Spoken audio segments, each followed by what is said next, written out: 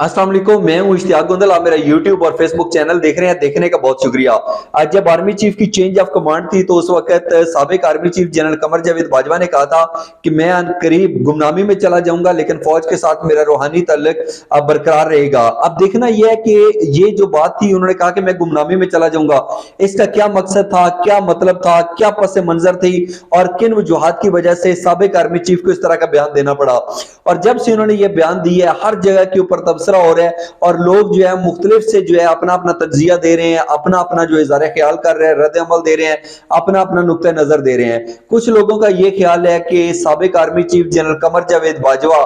पाकिस्तान के अंदर यहां पर उन्होंने जिस तरीके से फौज की कमांड की, उसके बाद से बहुत सारे लोग उनके ऊपर तनकीद कर रहे थे और इस तनकीद की वजह से वो पाकिस्तान को छोड़ देंगे और बिल आखिर वो जो है मुस्तकिल बुनियाद पर बेल्जियम में मुंतकिल हो जाएंगे।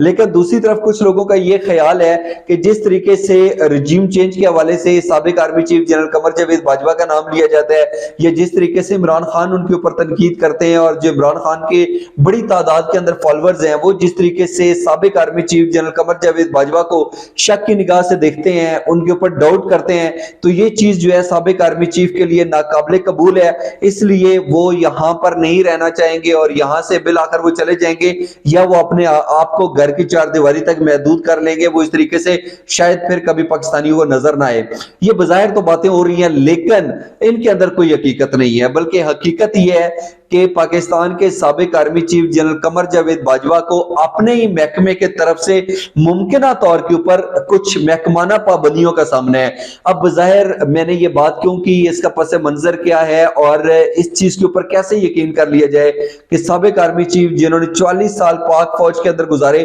उनको महकमाना पाबंदियों का सामना करना पड़ेगा। इसकी क्या वजह है, ये कैसे मुमकिन हो सकता है, क्या इसकी कोई मिसाल मौजूद है? तो इस हवाले से जरा बात करते हैं। एक तो ये है कि बड़ा वाज़ेह तौर के ऊपर जो है कोई भी जो फौजी रिटायर्ड होता है, जरूरी नहीं है कि वो 3 स्टार लेफ्टिनेंट जनरल हो या 4 star chairman joint chiefs of staff committee हो या आर्मी चीफ हो। सिर्फ यही नहीं बल्कि हम अगर कप्तान से लेकर लेफ्टिनेंट जनरल या 4 स्टार अफसर तक के सीनियर मिलिट्री अफसर की बात करें तो उसके ऊपर यह पाबंदी बहरहाल बरकरार रहती है कि जब उसकी मुद्दत मुलाजमत खत्म होती है, वो अपनी सर्विस जो है उससे रिटायरमेंट ले लेता है या उसकी मुद्दत मुलाजमत खत्म हो जाती है, तो उसके बाद 2 साल के लिए वो किसी जगह के ऊपर ना तो कोई तकरीर कर सकता है, ना कोई बयान दे सकता है, यहां तक कि वो किसी टीवी इंटरव्यू के अंदर भी हिस्सा नहीं ले सकता। ये तो एक बड़ी क्लियर कट बात है। तो यहां पर सवाल ये पैदा होता है कि ये जो इस तरीके से बात है, क्या ये जो मिलिट्री रूल्स हैं या आर्मी एक्ट है उसके हवाले से है?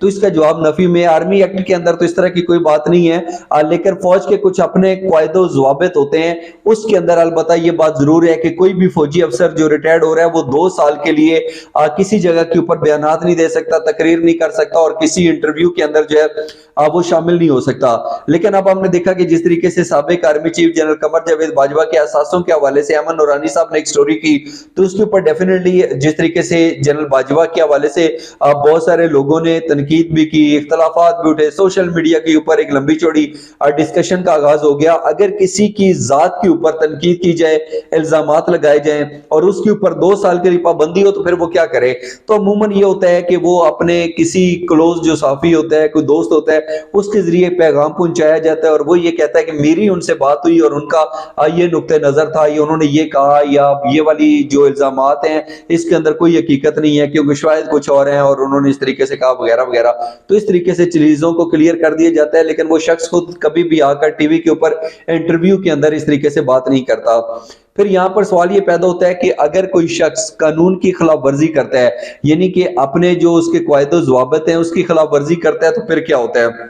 उसको सजा क्या दी जा सकती है? तो मेरी एक सीनियर जनरल के साथ बात हुई और उन्होंने कहा कि उस हवाले से जहां तक सजा का तल्लक है, ना तो उसका कोर्ट मार्शल होता है और ना उसको कोई सख्त सजा दी जाती है, लेकिन 2 चीजें हो सकती हैं। एक तो यह है कि जो उसको पेंशन मिलती है वो जब्त हो सकती है और दूसरा यह है कि उसके साथ साथ जो उसको दीगर मरात मिल रही होती है वो खत्म हो सकती हैं या फिर उनको कम कर दिया जाता है। तो इस वजह से जो है लोग जरा एहतियात करते हैं कि जब वो रिटायर्ड हो जाते हैं अपनी मुद्दत मुलाजमत से तो वो 2 साल कम अज कम एहतियात जरूर करते हैं। और जैसा कि मैंने पहले कहा कि कप्तान से लेकर 3 स्टार जनरल 4 स्टार जनरल तक की ये पाबंदी है, तो इसका मतलब है कि ये पाबंदी सिर्फ साबिक army chief general Qamar Javed Bajwa के ऊपर नहीं है, बल्कि साबिक DGISI जनरल फैज हमीद जिन्होंने खुद इस्तीफा GHQ को भेजा था, उनके ऊपर भी पाबंदी बरकरार है। और आप देखेंगे कि general Faiz Hamid during service जब वो DGISI थे, उसके बाद जब कोर कमांडर पेशावर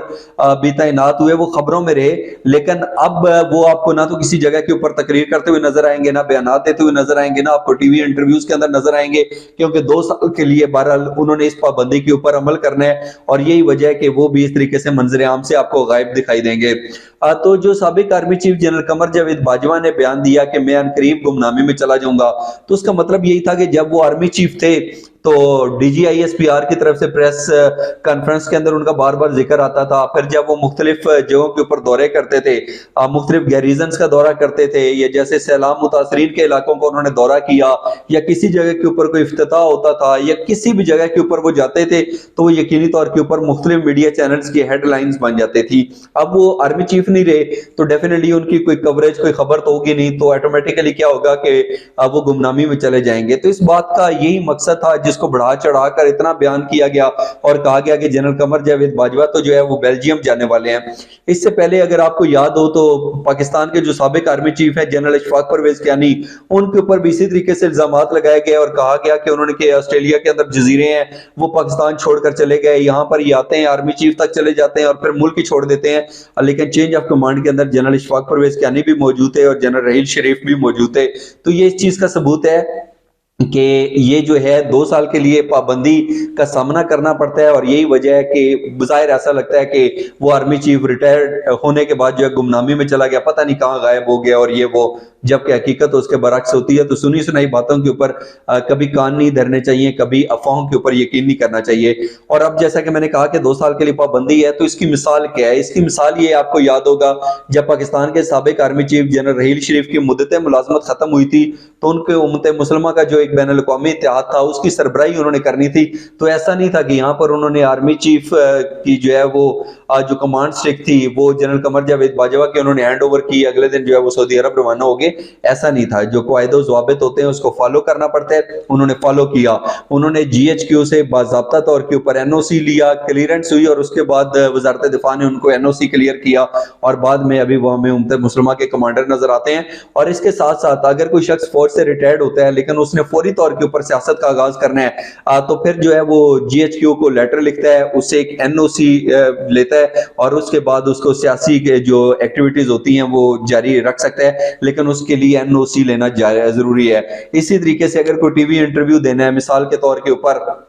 अगर कोई बात हो जाती है और आपको इंडियन चैनल या इंटरनेशनल मीडिया बुलाता है, तो उसके लिए भी एक आगाह कर दिया जाता है GHQ को, वो अपना एक ओपिनियन दे देते हैं कि आप इस तरीके से ये चीजें हैं, इसके हवाले से बात कर लें, ये हमारा नुक्ते नजर है, ये हमारा रद्द अमल है, और इस तरीके से करके तो वो फिर एक तरीक़ाकार के तहत जो है वो आगे अपना ओपिनियन दिया जाता है। लेकिन बहरहाल जनरल कमर जावेद बाजवा ने जो कुछ कहा कि मैं अनकरीब गुमनामी में चला जाऊंगा, तो उसका यही मतलब था कि 2 साल के लिए वो हमें किसी जगह के ऊपर नजर नहीं आएंगे। सिर्फ जनरल कमर जावेद बाजवा ही नहीं, लेफ्टिनेंट जनरल फैज हमीद और लेफ्टिनेंट जनरल अजहर अब्बास, जिन दोनों ने इस्तीफा दिया, वो भी हमें किसी जगह के ऊपर नजर नहीं आएंगे, क्योंकि 2 साल के लिए महकमाना पाबंदी का उनको सामने ये सिंपल सी उसकी वजह थी, बैकग्राउंड था, पस मंजर था। लेकिन बढ़ा चढ़ाकर लोगों ने इस तरीके से बयान करना शुरू कर दिया जैसे पता नहीं जनरल कमर जावेद बाजवा जो है उन्होंने कितनी बड़ी गलतियां कर दी हैं, गुस्ताखियां कर दी हैं, कितना पाकिस्तान को नुकसान पहुंचा दिया है कि बिल आखिर जो है वो यहाँ से पाकिस्तान छोड़कर बेल्जियम चले जाएंगे और हमें कभी नजर नहीं आएंगे, और इसलिए उन्होंने पहले ही ऐलान कर दिया कि मैं गुमनामी में चला जाऊंगा। तो कोई इस तरह की बात नहीं है। बात क्या है वो मैंने आपको बता दी। तो इस व्लॉग के हवाले से अपना फीडबैक जरूर दीजिएगा कमेंट्स में। अपना बहुत सा ख्याल रखिए और जाने से पहले इस चैनल को सब्सक्राइब जरूर कीजिएगा। अपना बहुत सा ख्याल रखिए। अल्लाह हाफ़िज़।